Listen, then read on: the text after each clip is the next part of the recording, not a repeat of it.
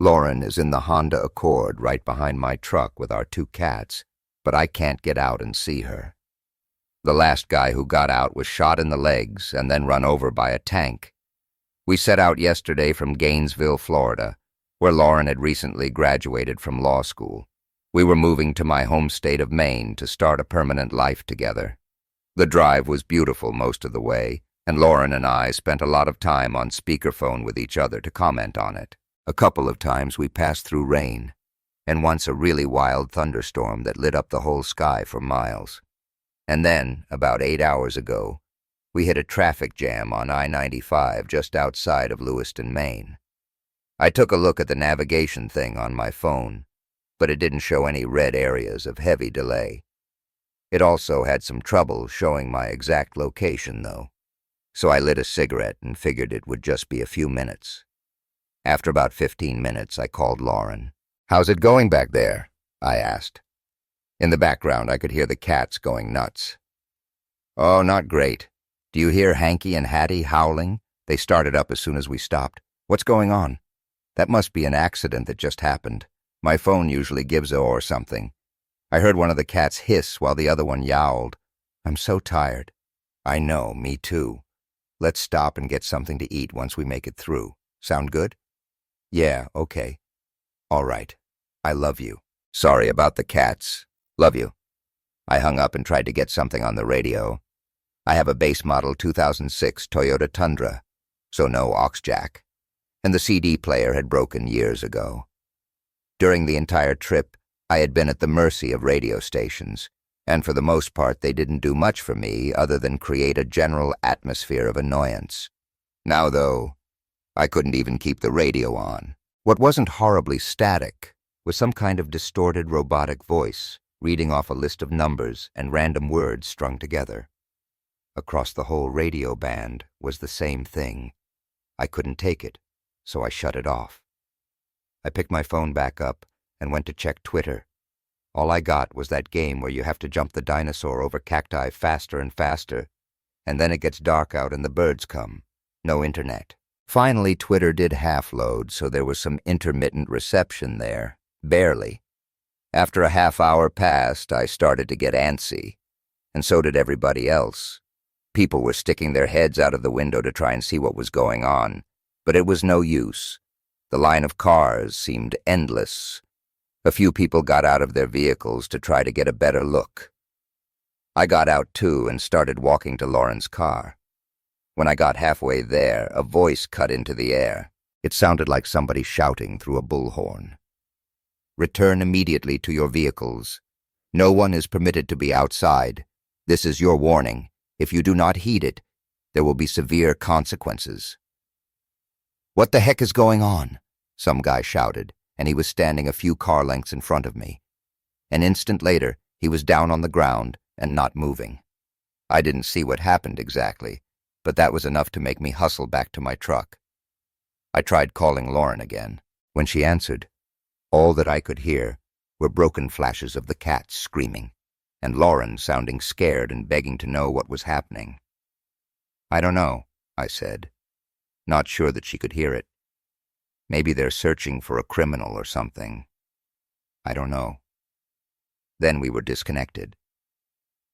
A minute later, an ambulance was wailing its way down the right-hand shoulder. It stopped just past my truck, and 2 EMTs jumped out of the back. They closed the doors behind them, but I saw that there was somebody else in there.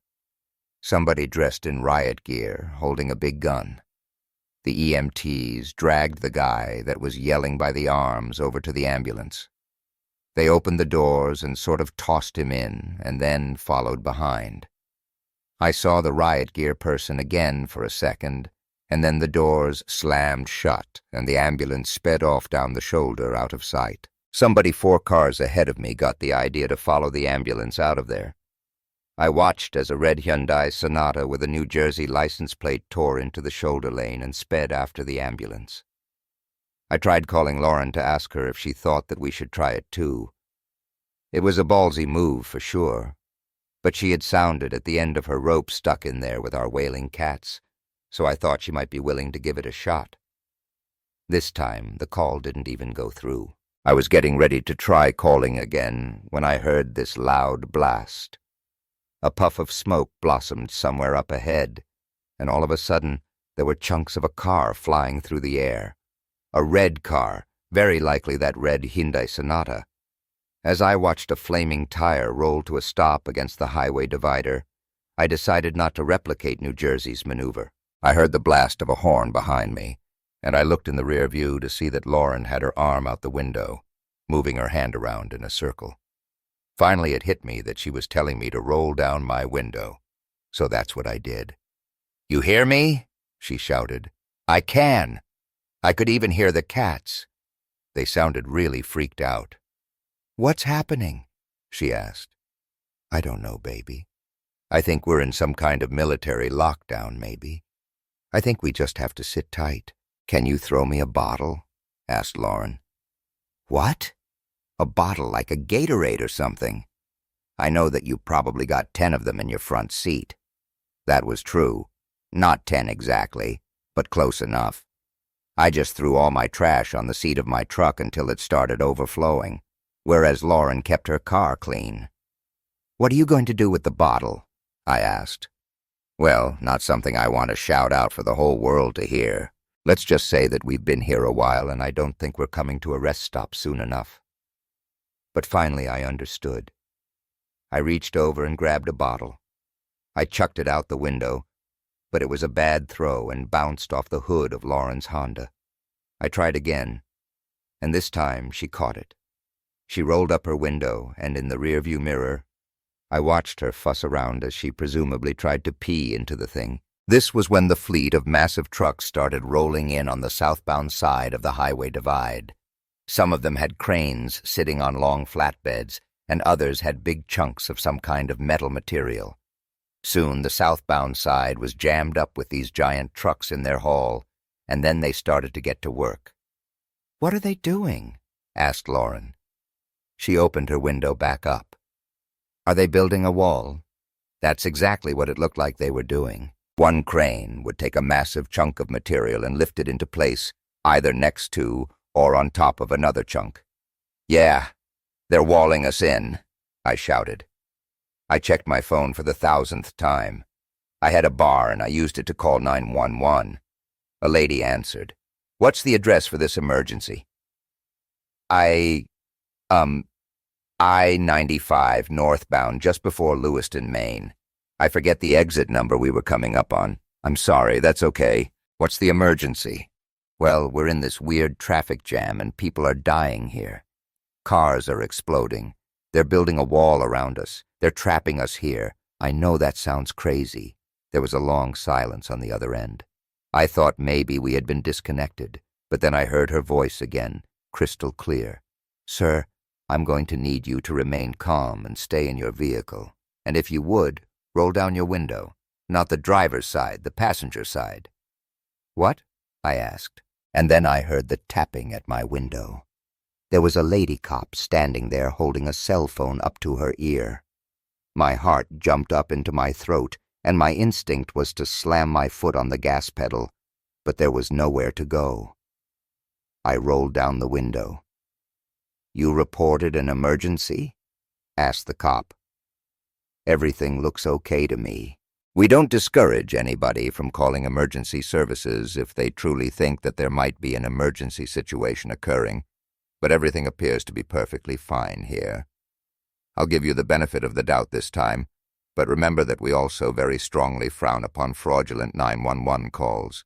You could be charged for that, sir. It's no joke."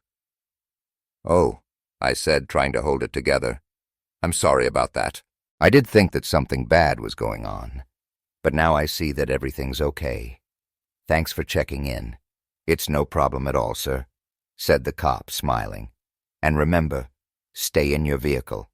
"Of course," I said, trying to smile, though I'm sure my face looked like a sweaty pretzel instead. The cop nodded, and then walked off down the line of cars. I waited a few minutes, and then I called out to Lauren. "I think we're screwed," I said. "I called 911, and that cop that was just here, she's the one who picked up. She said everything's fine, but it's not.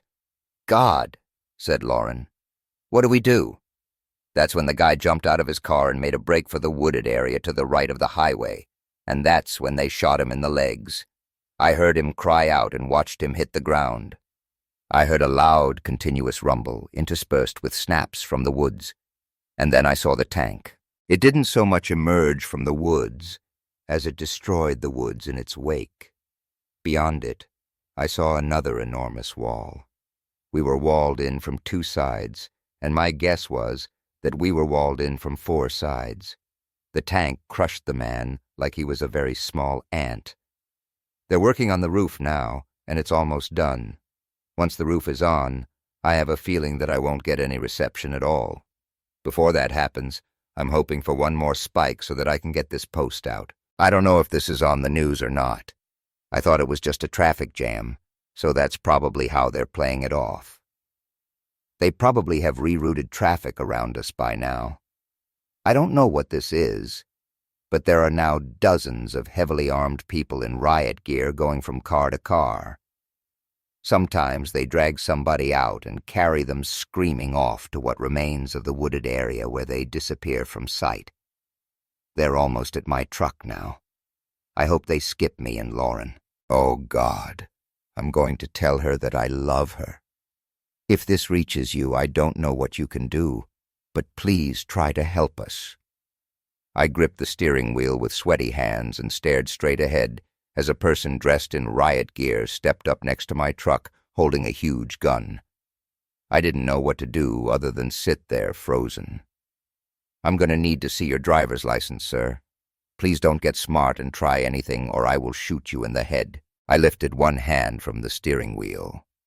"There, on the seat next to me. My wallet, okay?" The man nodded his helmet. "We don't have all day now. Go ahead and get it." I fumbled around with one hand until I finally had it. I handed it over and he had a look. He kept looking at me and then back down at the license, and then he spoke into a radio clip to his shoulder. 759 reporting in. "I have located the gardener. Repeat, I have located the gardener. Confirm that assistance is en route." "What?"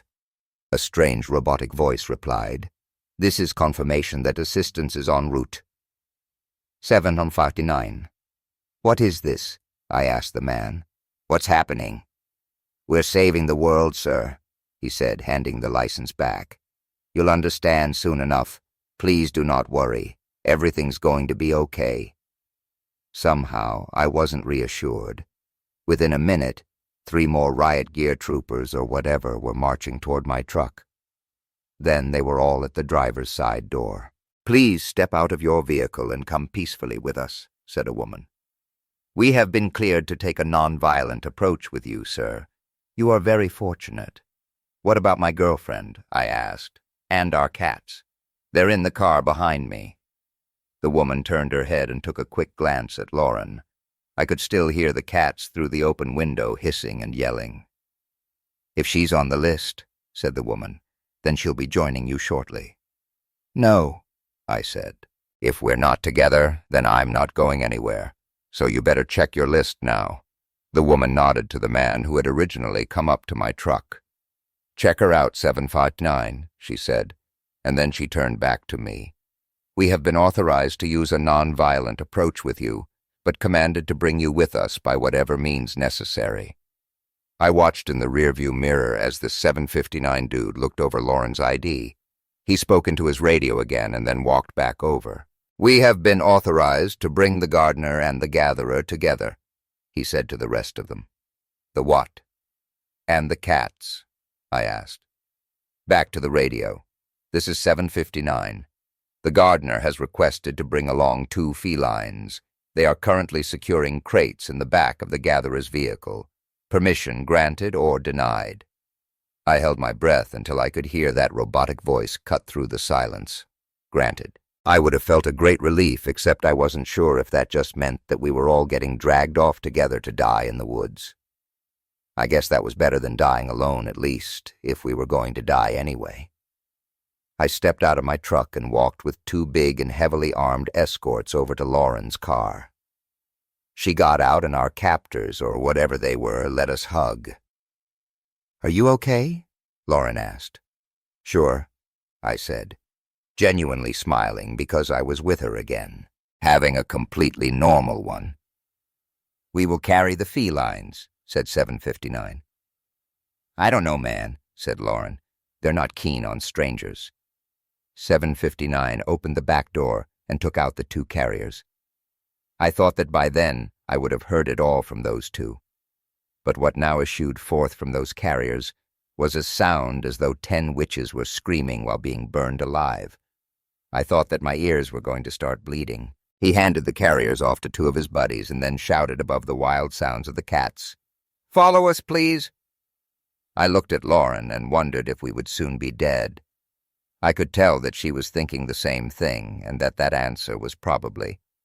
We walked in a procession with 759 leading the way, me right behind him, then a riot gear, then Lauren, and finally 2 riot gears, each holding a cat carrier. From somewhere far behind us, I heard a gunshot. I winced and looked up where the last of the massive metal roof tiles were being dropped into place. There was only a small square of open sky left. We walked silently through a short stretch of woods until we came to a group of people huddled together in a corner where one metal wall met another. There was another wall surrounding these people. Though not one of metal, it was a wall of riot gears pointing their guns straight into the crowd. "You two will go and stand with the rest," said 759. "No matter what, do not move.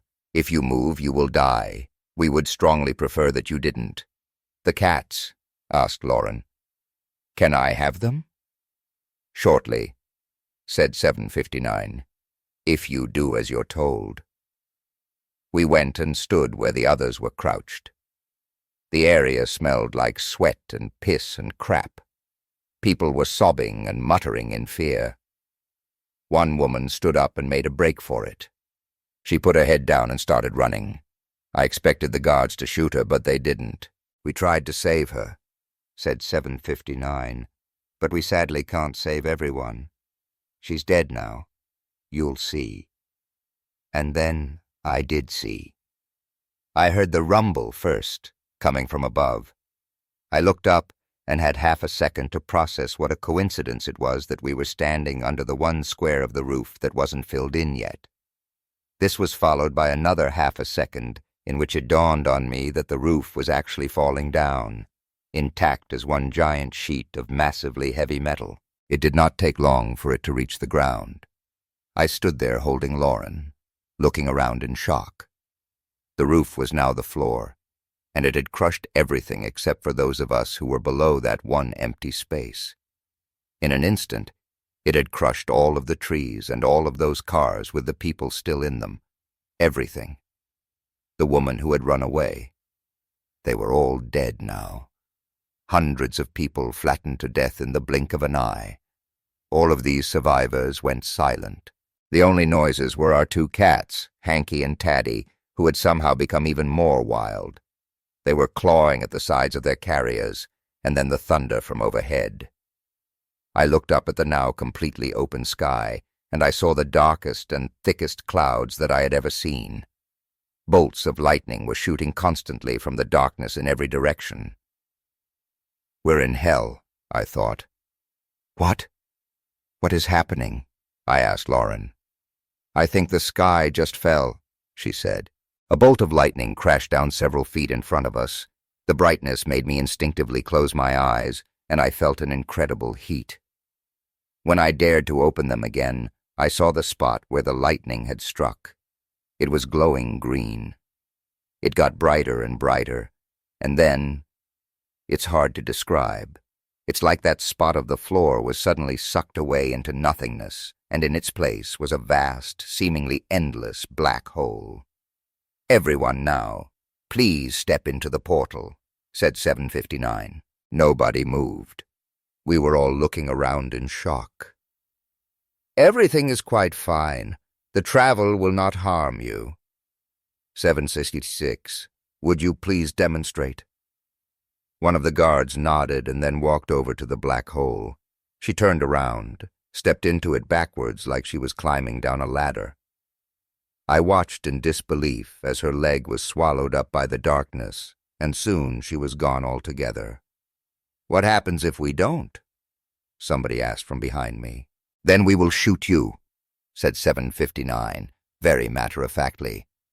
"You all have been selected for this journey, and it's our objective to see you safely through to the other side. But if you refuse, then you no longer serve a purpose, and our actions will reflect that reality." People started stirring. Those who had been crouching stood up slowly, but nobody was making any movement toward the hole. I squeezed Lauren's hand and then spoke up. "I'll go first." 759 nodded. "Excellent. A born leader. That's very good news." And then he spoke into his radio. "The gardener is incoming." I turned to Lauren. "You come right behind me." "Okay, baby. I don't think we have a choice. I love you. I love you," said Lauren, obviously fighting back tears. I broke away and I walked towards the hole. There was just endless darkness there. I bent down and put a finger inside. I didn't feel like anything at all.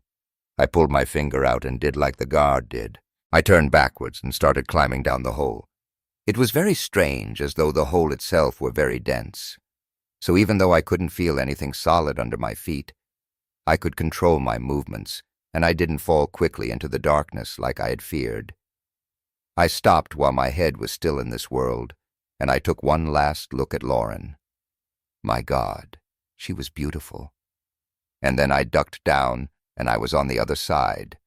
It was a short drop to the ground, which I wasn't prepared for. After moving through that dense hole, the resistance was suddenly gone, and I panicked as I fell.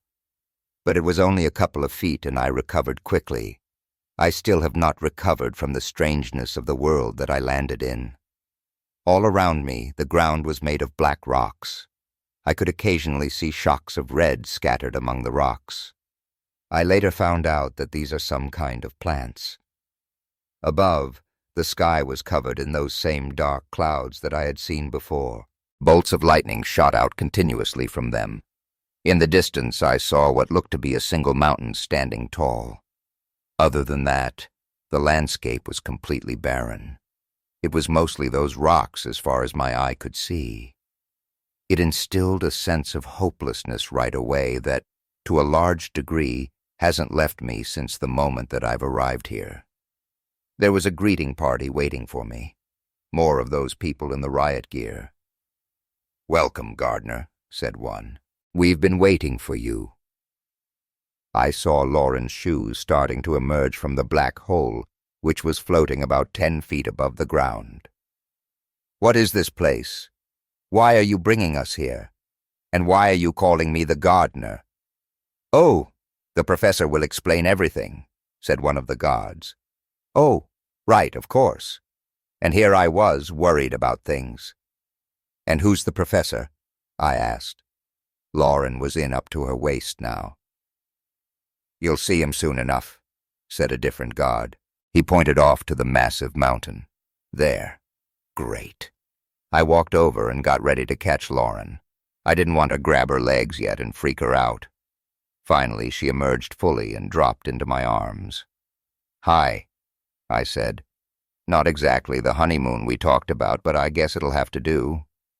Off in the distance, we heard something shriek. As soon as everyone was through the hole, including Hanky and Taddy, we set off together for the mountain. At first, we worried about our cats, but it turns out that there was no need.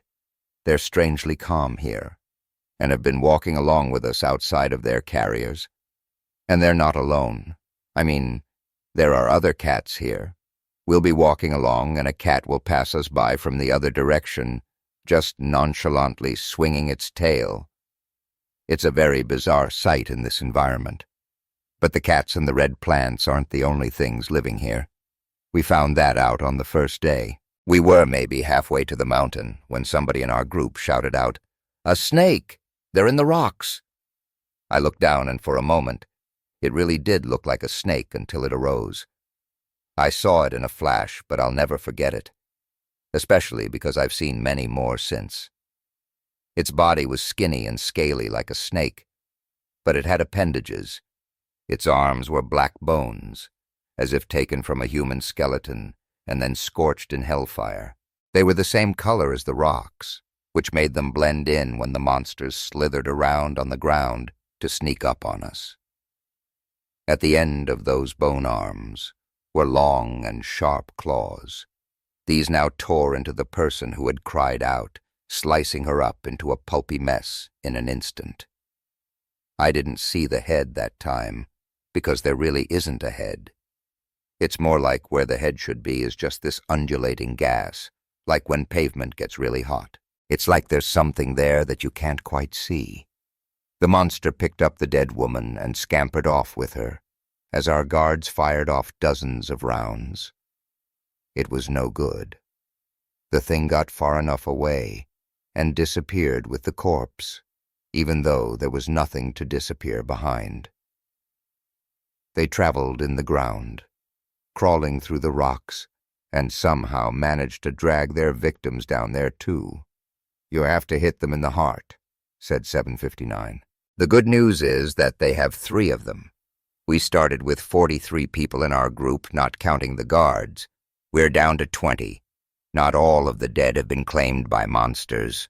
Some have simply dropped from exhaustion. The mountain is steep, and there isn't much that we can do to help them. We're given periods of rest, but not long. Instead of water, they give us something that seems to keep us going. It tastes very bitter, almost like drinking straight lime juice, but more metallic. After we drink it, we don't need to eat or hydrate or sleep. I have seen a few lucky people doze off for a bit, but most of us are on full alert all the time. It took us a full day to reach the foot of the mountain, which is somehow just more black rocks piled on top of each other, and we've been climbing for 3 days now. There is never any change in the sky. No sun, no moon, just dark clouds, constantly spitting out bolts of electricity. The only way that I can mark the passage of time is by looking at my phone, which somehow has full battery life, despite being on the verge of dying before we stepped into the hole. I have checked my mysteriously charged phone 1,000,000 times for service. Most of the time, there is none. In fact, most of the time, there is only a string of numbers running across the screen, but sometimes I do get reception. I've been able to listen to 27 voicemails from worried friends and family, but I haven't been able to make any calls. Sometimes I can access certain websites. I don't know why, but I found that the internet works in a limited way when one of our cats is curled up on my lap, nudging the phone with his or her chin. There is some kind of deal with cats and the hellscape that we find ourselves in now. I wish I could tell you more. I wish I knew more. For now, though, we're getting ready to march again, up the mountain to see the professor. It feels like we've been doing this for years, but I know it's only been a few days. We only have a few minutes of rest period left, and I want to spend some time with Lauren, so I'm just going to try to send this out. I hope it gets to you. Your encouragement last time has really played a big part in keeping me going. A part of me wants to grab Lauren and the cats and just start running, but there's nowhere to go. It feels hopeless, but reading your messages has been a beacon in an otherwise utterly dark world. I'll try to keep you updated. At the top of the mountain, there was a large hut that appeared to be constructed of black bones. As we approached it, Hanky and Hattie started freaking out for the first time since we had entered this world. "You are to meet with the professor 4 visitors at a time," announced the guard, 759. He half lifted his gun and used it to point at a woman who was near the front of the group. "You," he said, and then he selected 3 more people. You, and you. You may enter now. You may become enlightened now. The 4 people looked at each other nervously. They were obviously hesitant to enter that black bone hut, and I didn't blame them.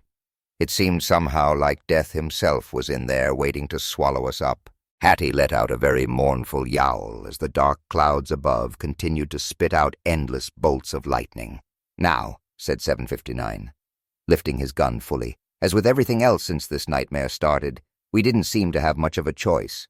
Follow the orders or be murdered. One of the four walked up to the hut and pulled back the red curtain that served as its entrance. He stepped in and the others followed. They were in there for a while, maybe an hour. We sat outside, waiting for our turn. It was the longest amount of time that we had been still since stepping through the black hole. We sat in exhausted silence at first, while Hanky and Hattie hissed and cried. And then we started talking to people for the first time, really. Lauren turned to the woman sitting next to her on a black rock.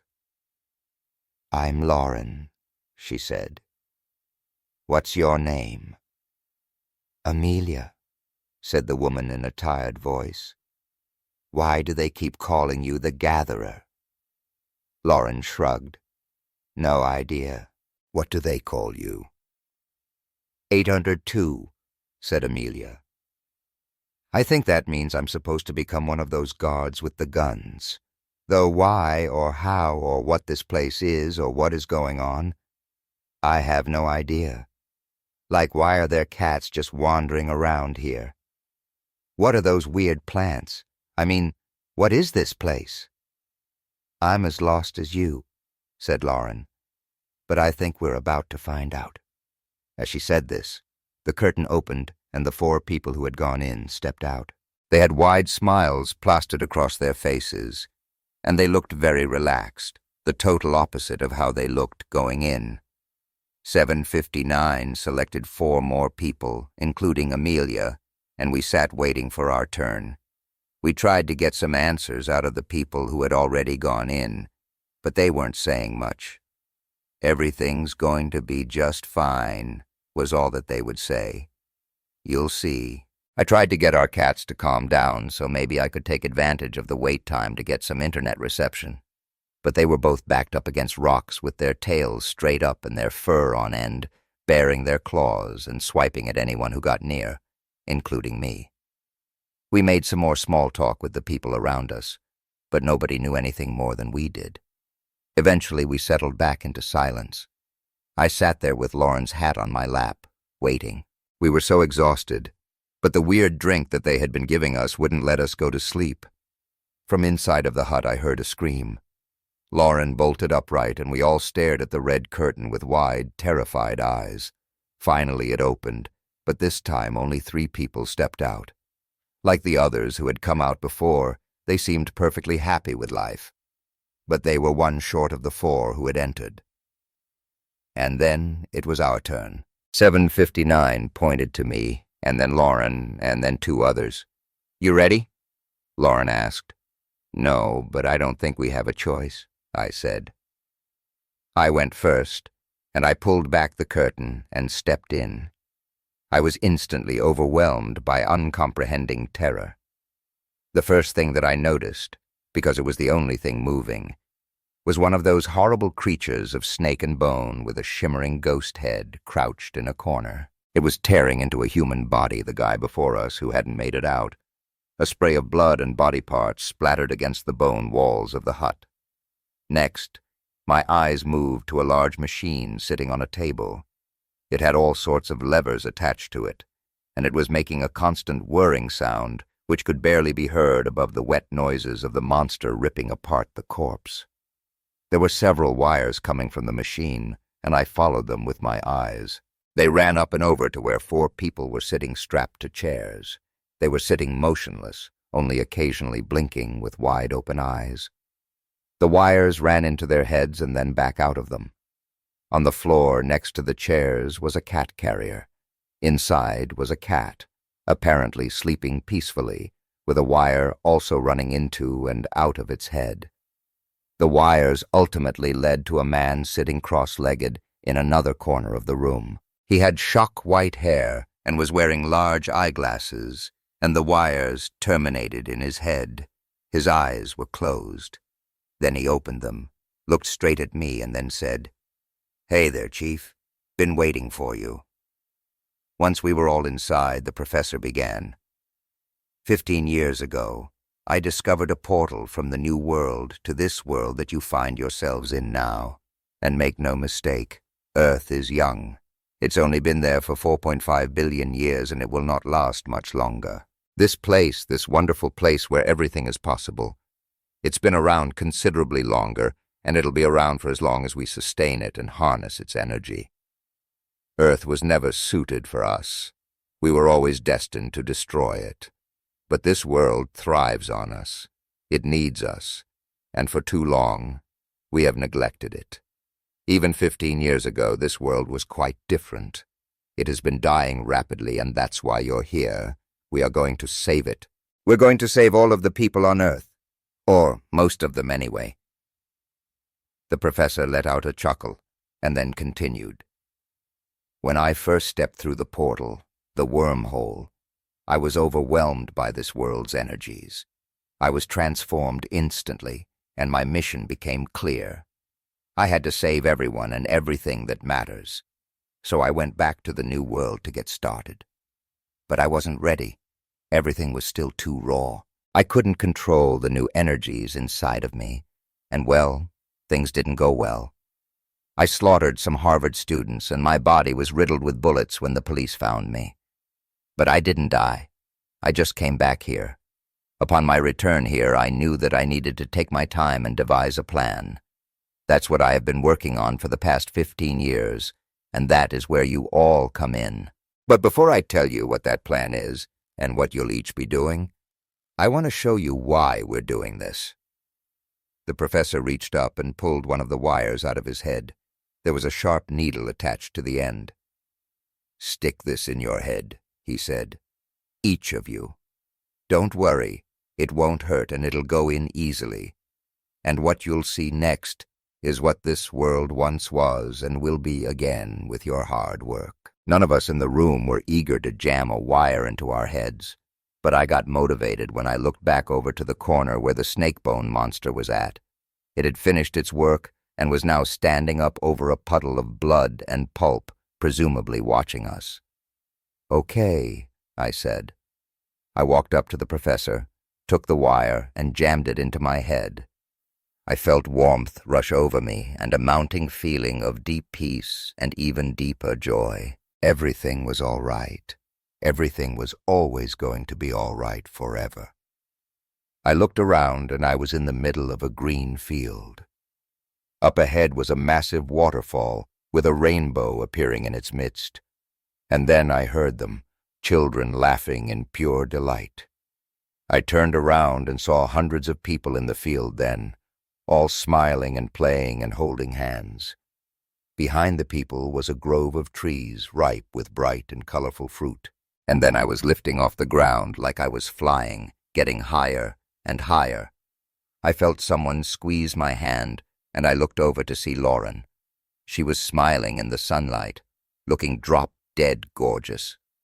We kept rising, and I looked down. I could see the whole world. It was full of beautiful landscapes, and somehow I could see the people there too, although they should have looked like specks of dust. They were all so happy. There was no misery there, no poverty, no starvation, no strife, no murder. Everything was good and easy, and everything was provided for. Everybody loved each other. It was the most beautiful thing that I had ever seen or felt. It was perfect in a way that's beyond description. Suddenly, I was standing back in the bone hut, staring at the professor.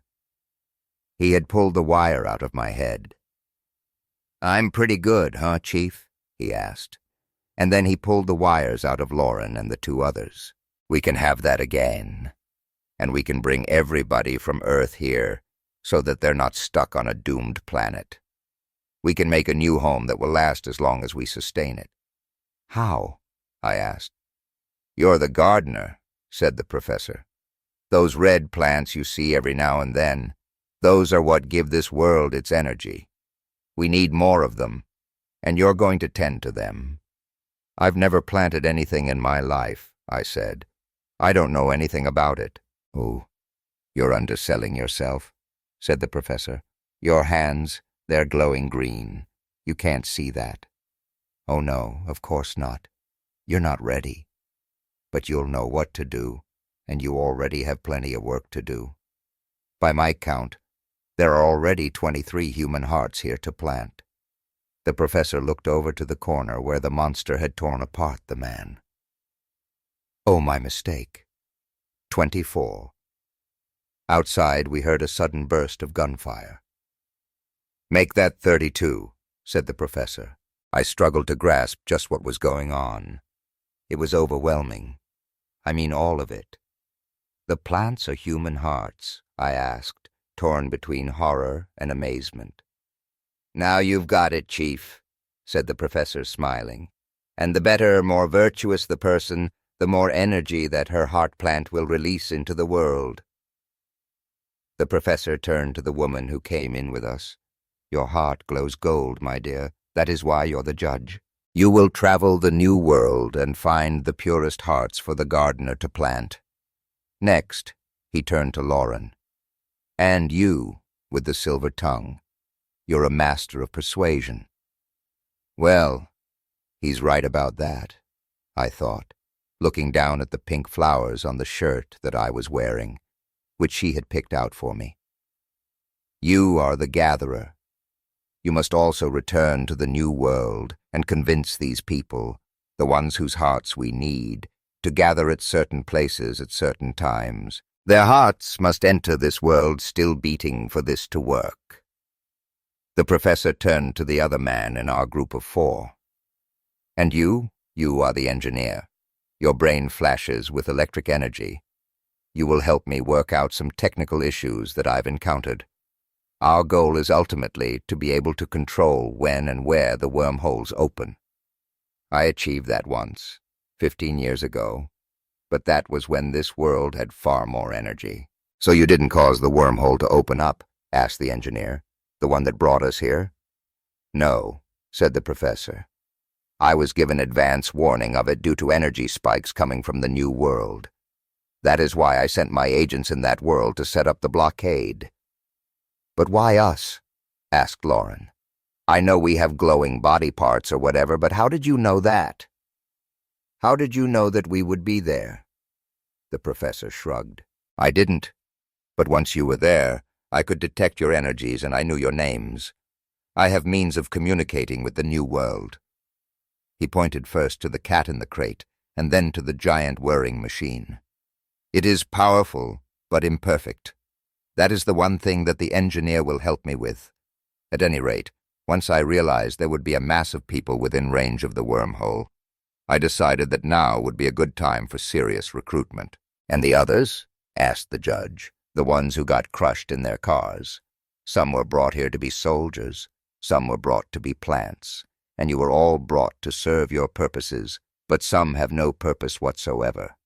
Initially, there will be some unfortunate sacrifices, but once we have this world back to where it was, and once we can control the wormholes, we will bring everybody here. It will be paradise. You've seen it yourselves now. You know that it's true. I've got a question, I said. What is it, Chief? What's the deal with the cats here? The professor shrugged. They've been here forever, for many billions of years. At some point, a few wandered into a natural wormhole, and so now they're in both places, the new world and this one. They are very useful. They are a link between worlds. Now, if there are no more questions, it is almost time to get to work. You've had a long journey, so for the remainder of the day, you will rest. Tomorrow evening, a small wormhole will briefly open, allowing the gatherer and the judge to return to the new world and begin their work. I believe that you will land somewhere in the Midwest of the United States, though it should become clearer where exactly as we get nearer. The gardener and the engineer will stay here with me and begin their work. That is, assuming that nobody objects to their assigned roles. I took another look at the puddle in the corner. No, I said. We're good. Once we were outside again, the guards let us pass the bodies that they had gunned down and over the peak of the mountain. There on the other side was a large plateau that held an incredible oasis. All around it were the same black rocks and dreary landscape. Then, encircled by a ring of those red heart plants, were lush green fields and sparkling ponds. I could see trees overflowing with fruit. A small break in the clouds allowed the sun to shine through onto that one spot. As soon as we were away from the bone hut, Hanky and Taddy settled back down. We walked as a group to the oasis, where several huts were waiting for us. These ones weren't made of those black bones. "Soon," said 759, waving his hand in front of them, "the whole world will be like this. All will enjoy it. For now, we will enjoy it ourselves. Go and rest." As soon as I stepped into the oasis, as though walking through some invisible barrier, I felt a rush of warmth run through my body. It wasn't the pure joy that I had felt before when I had the wires stuck in my head, but it was a taste of it. I felt completely at peace. Lauren and I found an empty hut and settled in with Hanky and Taddy. It was the first time that we were alone together since this had started. I was feeling rather, I made my move, leaning in for a kiss. Lauren pushed me away. "This is wrong," she said. "I'm not in the mood?" I asked, disappointed. "That's okay. We can rest first." "I'm in the mood," said Lauren, "and that's part of what's so wrong about it. I feel so good, but I shouldn't. Not after everything that's happened. Babe, all of those people were crushed like ants in their cars. That one guy fed to the monster. Those people gunned down outside the hut, and now we're supposed to go along collecting human hearts to grow into heart plants. This is wrong. I mean, all of this is just so wrong." I felt a twitch of a bad feeling trying to fight its way into me. "But we can bring everybody here, eventually," I said. "I'm not so sure about that," said Lauren. "I'm not so sure the professor is telling us the whole truth. Remember the way that Hanky and Taddy were freaking out as soon as we got within 50 feet of them? We should take that as a warning. They know things that we don't. But we're here now, in this paradise. You can feel it, right? You can see it. We can make the whole world like this and even better. You saw what I saw there in the professor's hut. You know what it would be like. Even if it is true, how many people do we have to kill to make it happen? And good people, too. The more virtuous, the better," the professor said. "How many heart plants will it take?" He never said. 1,000, 1,000,000, 1,000,000,000, all of the time. And how many will get to enjoy this new world if that's really what will happen? It's wrong, all the way around. This isn't how things are supposed to be. I know that you can feel it. I could. It's what I had been feeling all along until I stepped into the oasis, when that voice inside me died and the warmth replaced it. I concentrated. "Okay," I said. "What do we do? If we don't follow orders, the professor will have us killed, one way or another, and they'll go on without us anyway." Lauren reached down and gave Hattie a scratch under her chin. "Then we'll have to kill the professor," she said. "And does anybody have any ideas on how we can do that? Because I can see zero chance of it happening, and I'm scared as heck about it. But I know that we have to try. And I feel like we only have until tomorrow when the wormhole opens and Lauren is supposed to go through while I stay here. God, I'm scared. When I was a kid, I watched my best friend die. There was a stream in the middle of the woods behind my house. It marked my parents' property line. Then on the other side of the stream was old treehouse. I didn't know who put it there, but I never saw anybody else come near it. So Silas and I claimed it as our own. It was in rough shape when we had found it, but it had good bones, and over the years we patched in rotten parts with bits of wood from Dad's workshop. Each summer Silas would come over nearly every day, and we would go to that treehouse. We had all sorts of forbidden things there stashed in an airtight plastic bin. A pint of whiskey, a pack of smokes, a few of my dad's old Playboys, things like that. We would work on repairing the treehouse, taking breaks now and then to look through the artifacts from the strange alien world of adults and make up stories. One year when we were 12, we got a late start. I went on a 2-week vacation with my family right after school was over, and by the time I got back, spring was in full bloom. By the time we finally got to work, the path back to the treehouse was overgrown, and we had to spend a couple of days clearing it with old dull Army-Navy store machetes. When we did make it back, we saw that there were a few new spots of rot, but otherwise it looked in good shape. We decided that we would make the repairs later because we were eager to make up for lost time. We wanted to get back to the enclosure of the treehouse, to our world. I started climbing the ladder. "Careful," said Silas from below. "That next step looks rotten." I saw that he was right, so I skipped that step and finally made it to the top. I unmatched the door, pushed it open, and stepped inside, feeling that thrill of having something that nobody else in the world has or even knows about. A minute later, I saw Silas's head appear, and then he was all the way up on the platform outside the treehouse. He was smiling, and then suddenly he was screaming, clutching his neck, running inside and slamming the door behind him. He swatted wildly at his neck, his eyes wide with fear, and he cried out in pain. "What's wrong?" I shouted. Something stung me, but I think I got it. It hurt. And then we heard it through the door, the buzz of an angry swarm of hornets. "Oh, crap," I said. "There's got to be a nest around here, and they sound mad. What do we do?" Silas wiped his eyes dry where a few tears had formed. "They can't get us in here.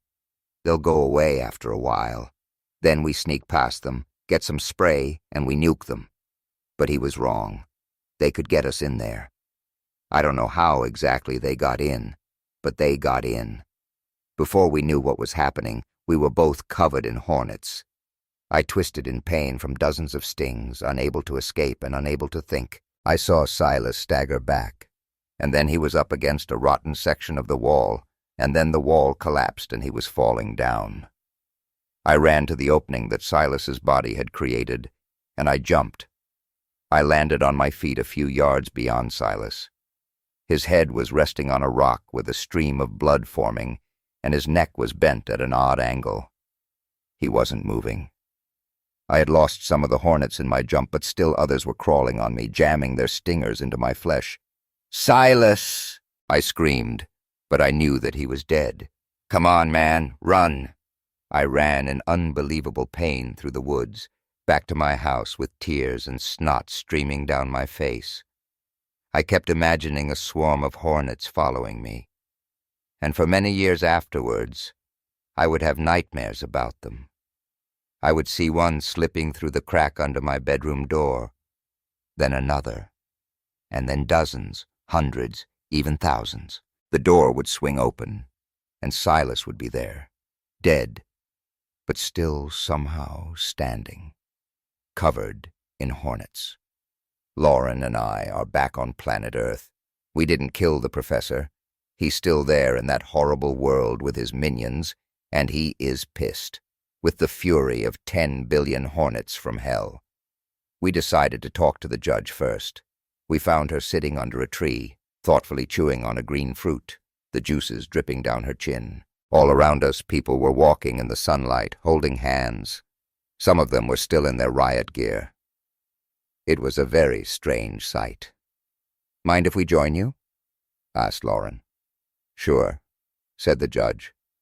"Have a seat. It's so beautiful here, isn't it?" It was, and I had to keep fighting that feeling of deep peace to stay focused on our mission. "Yes," said Lauren, sitting down next to the judge. "Can I ask you something?" "Shoot," said the judge. Lauren lowered her voice. "Well, you're supposed to be this amazing judge of character. So what do you think of the professor?" The judge frowned. "What do you think of the professor?"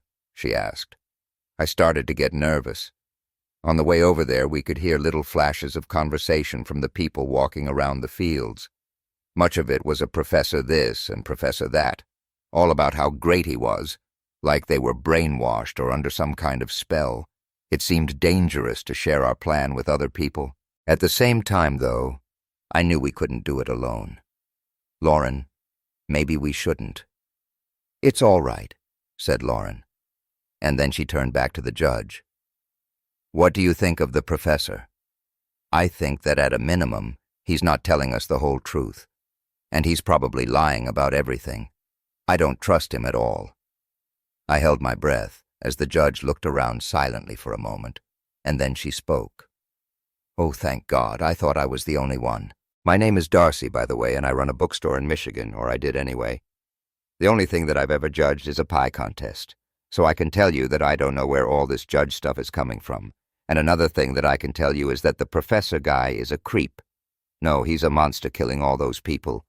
Even if what he says is true, there's no need for that elaborate massacre. The guy is sadistic, I know that much." I let out my breath in relief. "Then you're with us?" I asked. "With you. We're going to stop him. We're going to stop the professor and then get out of this place." Darcy laughed. "And what's the plan?" "The three of us roll into that death hut of his and ask him nicely to stop and to let us go." "Well," I admitted, "we don't have much of a plan right now. We're going to talk to the engineer next. I would like to get one of the guards on our side, but I think their brains are too fried. I think maybe they got a special treatment from the professor that we didn't get." "But what matters is that you're with us," said Lauren, "that you understand what has to be done." Darcy nodded. "Good," said Lauren, standing up. She pointed across the field to our hut. "We'll gather as many as we can and meet at that hut at midnight. You'll be there." Darcy nodded again, and then she reached out and picked a fruit off the ground and tossed it to Lauren. "Here," she said. "Tastes awful, but I think it's what they make those drinks from. It'll give you energy and keep you alert. You'll need that." "Thanks," I said, and we headed off to find the engineer. We tried several huts before finding him. He swung the curtain open, and there he was, standing completely naked with a huge grin on his face. "Hey," he said, "the gatherer and the gardener. Come in, come in. You guys want to do a four-way? I got one of those guard chicks in the bathroom taking a shower. I bet she'll be good to go when she comes out. We've already been at it like 3 times. This place rules." "Lauren," I said. "It's okay," she said to me before addressing the engineer. "We need your help." "Yeah, sure. What do you need?" "What do you think about the professor?" "Oh, the professor. Yeah, that guy's cool. Look, in that other place, the New World or whatever, I was a mechanic, a car mechanic. Wasn't a bad life as far as lives go over there. But listen, I haven't been laid in about a year. Now it's like it's throwing itself at me over here. I'm some kind of big shot, I guess. You guys, too. Everybody's talking about how great we all are." "Doesn't it bother you?" asked Lauren. "All those people that died? All those people we're supposed to kill?" The engineer shrugged. "That sucks to be them." "Some guys get all the luck. Looks like this time we're those guys. Lauren, we should go." Before she could respond, the curtain to the bathroom slid open and there was a naked woman dripping wet standing there. I recognized her, Amelia, now guard 802. She was the one that we had talked to before going in to see the professor. "Whatever you're thinking of doing, don't," said Amelia. "Huh," said the engineer. "So you're not into a four-way. I thought for sure that you would be." "They're planning something," said Amelia. "They're plotting against the professor." And then she turned to Lauren. "This is your only warning. We need your help," said Lauren. "Whatever he did to you somewhere deep down, you have to know that this isn't right. I mean any of it. You're not a killer, Amelia, but that's what he would have you do." "My name is 802, said Amelia. "You had better leave now. And if I so much as catch another whiff of this, you'll be dead. I don't care how important you are. No one is more important than the professor." "Think it over," said Lauren. "Search your heart, and if you do that and find what I know is there, we'll be meeting at—" "Lauren," I said, "drop it. We'll be meeting at our hut near the fish pond at midnight." "Let's go now," I said. "So, No four-way, then? Asked the engineer. A bit after midnight, Lauren and I sat alone in our hut with Hanky and Taddy sleeping on the bed.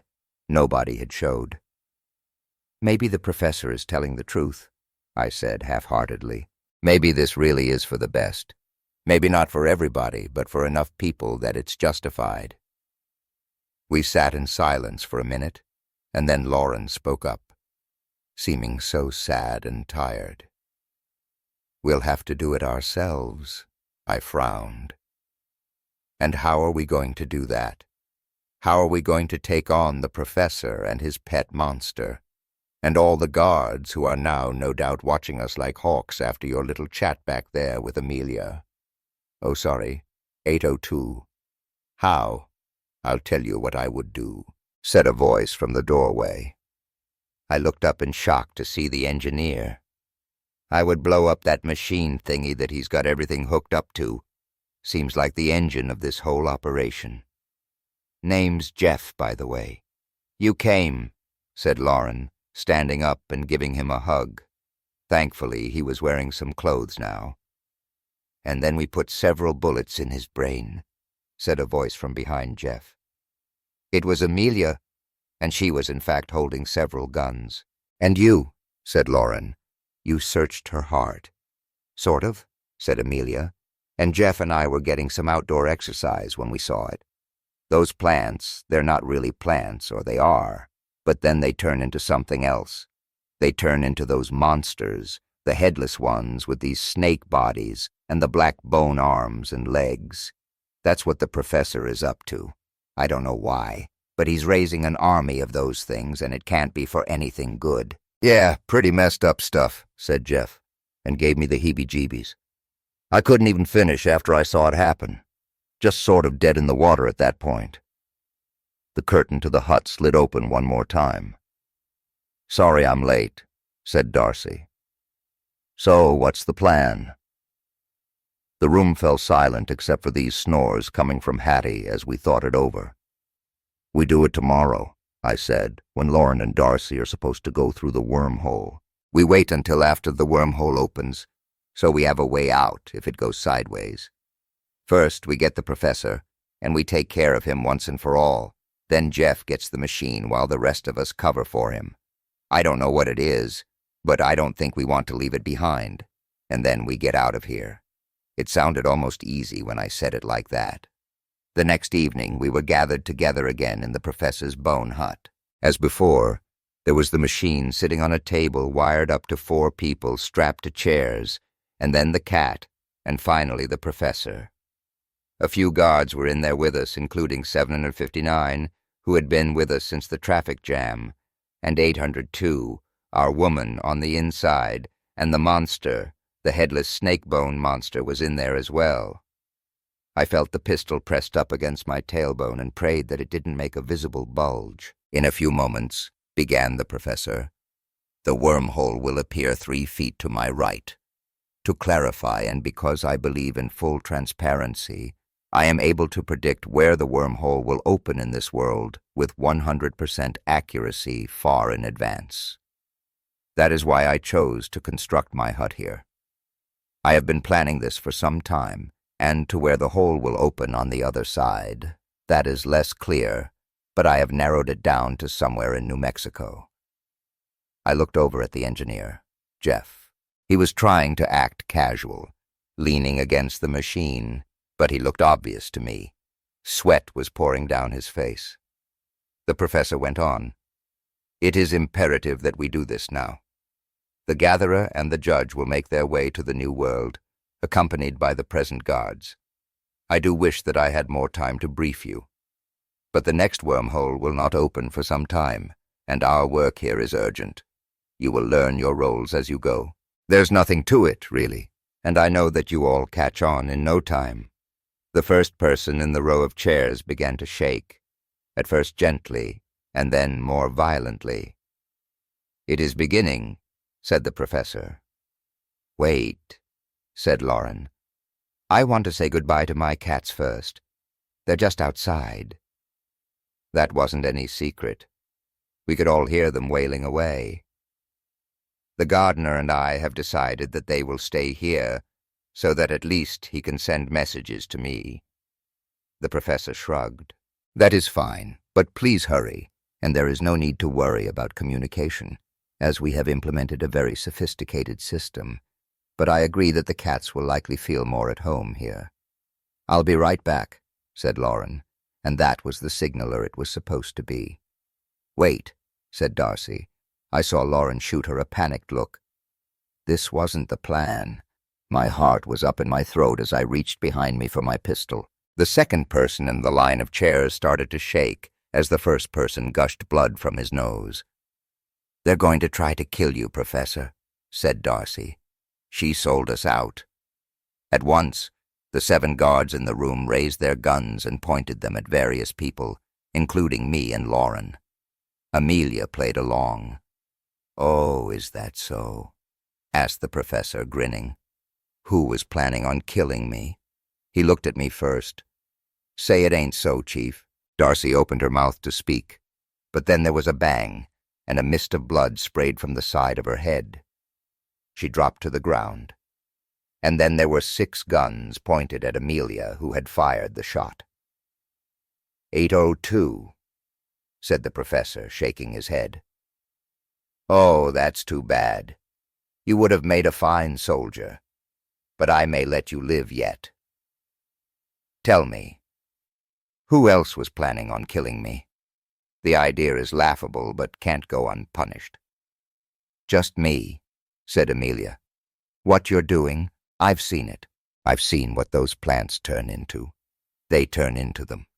She pointed at the monster in the corner. "You lied to me and everyone else." I had my hand behind my back on the grip of the gun. I didn't know what to do.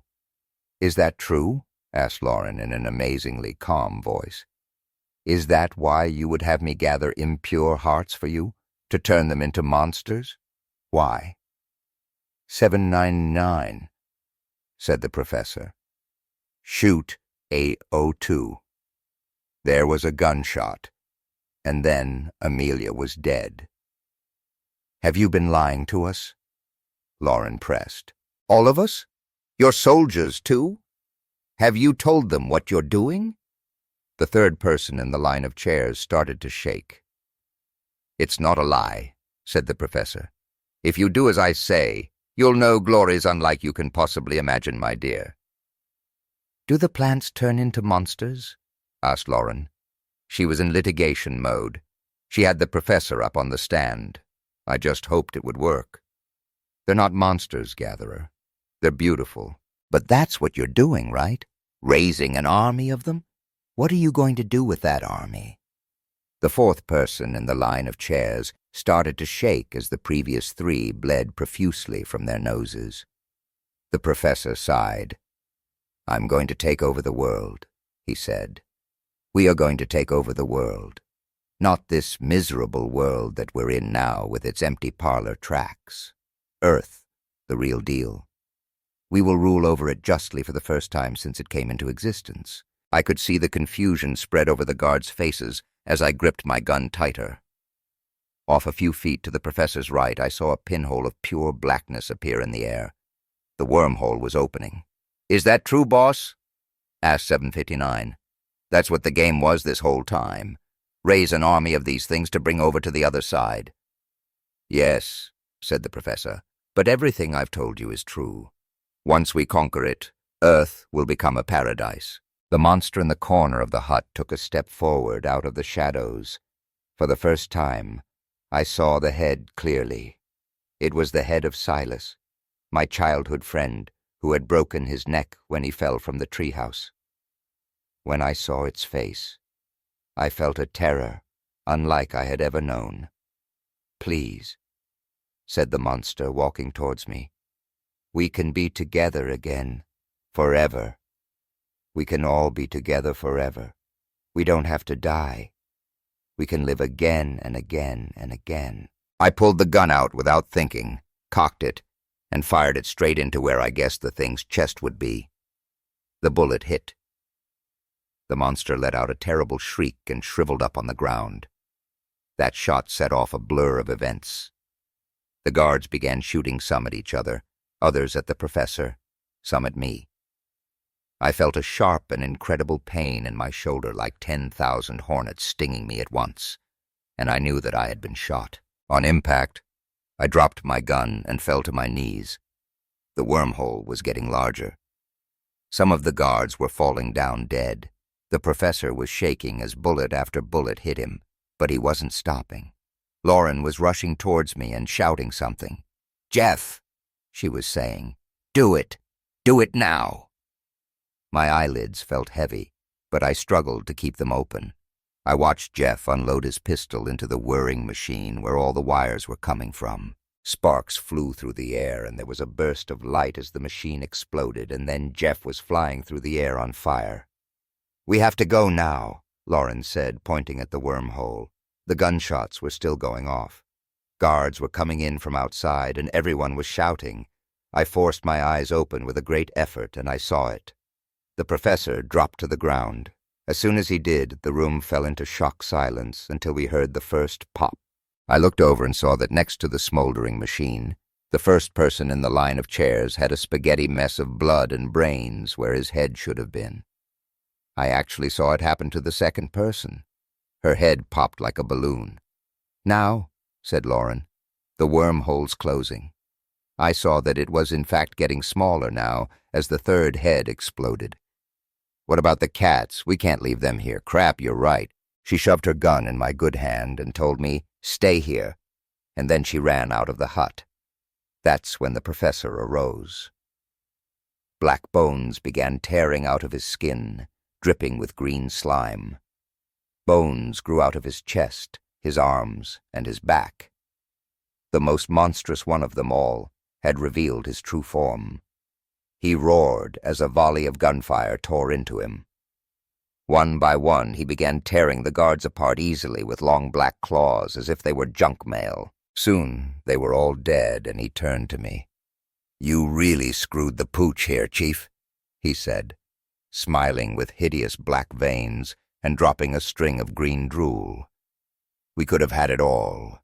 Now I'll have to plant your heart myself." He reached a clawed hand toward my chest as I fired a few useless rounds into his. Just as I was prepared to die, I saw a flurry of motion and heard some wild sounds over the ringing in my ears, and then I saw what was happening. Hanky and Taddy were attached to the side of the professor's face, tearing away at it, and he was hollering in pain. "We have to go," screamed Lauren back at my side. "The wormhole's almost closed and outside. There are millions of those monsters out there closing in. We have to go right now. We can't leave the kiddies," I said. "We have to." Lauren grabbed me and lifted me to my feet with amazing strength. She shoved me into the wormhole, and the last thing I saw before going through to the other side was 759 rising to his feet, with his guts hanging out and charging at the professor. On the other side, I saw Lauren start to emerge, but the hole was closing too fast. She was too big. I grabbed onto her with both arms, though my right arm was in such incredible pain that I don't know how it was still moving. I pulled with all my strength, and inch by inch she came through all the way. I looked up at the rapidly closing hole, and I started crying. Hanky and Hattie. The hole was about the size of a watermelon now. There was nothing that could be done. And then a ball of fur emerged from it, gripped by a human hand. The hand had a tattoo on it. 759. The fur ball dropped to the ground, and it was followed quickly by a second one. And then the hand was gone, and so was the wormhole. I'm at a hospital somewhere in New Mexico right now, recovering from my gunshot wound. Lauren is at a nearby hotel with her cats. I'm so grateful that we all made it out, but I can't stop thinking about those who didn't, and my nightmares have taken a different shape. I'm back in my childhood room, and there, like before, is a hornet coming in under the door, and then thousands of them. The door swings open, but this time it's Silas as the snake-bone monster, and behind him is an army of them, millions upon millions. I feel something behind me, and I whip my head around. It's the professor in his monstrous, unholy form. His black fangs are dripping with green slime. Hey there, Chief. It's not wise for me to be posting this. The professor has agents in this world. I don't know how many. I think that we destroyed his main means of communication when we destroyed the machine, but who knows? I was able to post across the world just by my cat rubbing on my phone. First, I have to let you all know that we're okay, or at least alive. So many of you showed such warm concern for us throughout this, and I can't let you down by going silent before I tell you how it's turned out. The other reason is that I need you to be prepared. The professor is still there, I think alive and fuming in that other world, and he has an army. A massive army of monsters. His plan is to bring them here and take over this world. We have slowed him down, I think, but we haven't stopped him. Thank you all. If I find out anything major, I'll update again, but until then, take care.